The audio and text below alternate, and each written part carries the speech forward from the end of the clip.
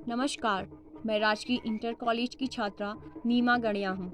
मैं कक्षा 10वीं की छात्रा हूँ। मैंने अपने आसपास देखा, मुझे एक प्रॉब्लम दिखी। पिछले कुछ वर्षों में हमारे यहाँ दिन प्रतिदिन पक्षियों की जाति लुप्त होती जा रही है।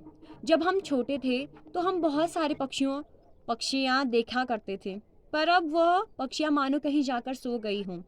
मुझे लगता है यह समस्या को हमें गंभीर रूप से लेना चाहिए, क्योंकि सभी लोग जानते हैं कि हमारे पर्यावरण में पक्षियों का कितना महत्व है, और हम अपने कार्यों में इतना व्यस्त हो गए हैं कि हम किसी और के बारे में सोचते ही नहीं, अर्थात हम पक्षियों के बारे में सोचते ही नहीं, और हमें उनके बारे में सोचने का मौका ही मिलता ही नहीं।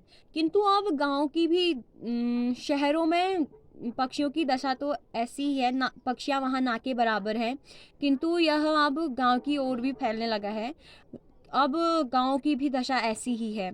हम टेक्नोलॉजी के स्तर पर इतना आगे बढ़ चुके हैं, पर हम इस पर ठोस कदम नहीं उठाते। हम इस समस्या को हल करना चाहें तो कर सकते हैं। जैसे हमारे यहाँ का सबसे पुराना त्योहार मकर संक्रांति है।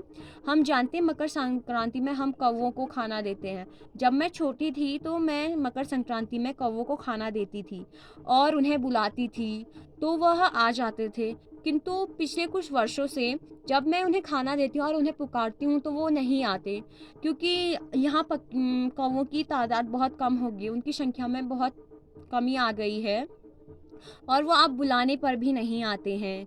वो पहले से मकर संक्रांति का त्योहार आता था तो वो पहले से ही आसमान में घूमने लग जाते थे, लेकिन आजकल वो आसमान में नहीं घूमते हैं। और जैसा कि हम जानते हैं, शहरों में और शहरों के आसपास जो गांव हैं, वहाँ पक्षियों के लिए अनेक कार्यक्रम चलाए गए हैं। पर मुझे लगता है जो ज़्यादा पिछड़े गांव हैं वहाँ हमें इन सब पर कार्य करना चाहिए।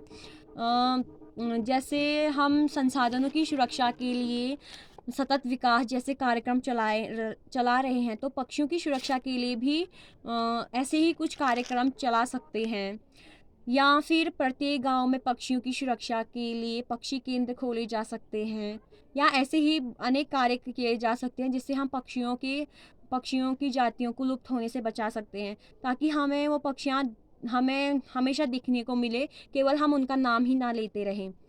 धन्यवाद।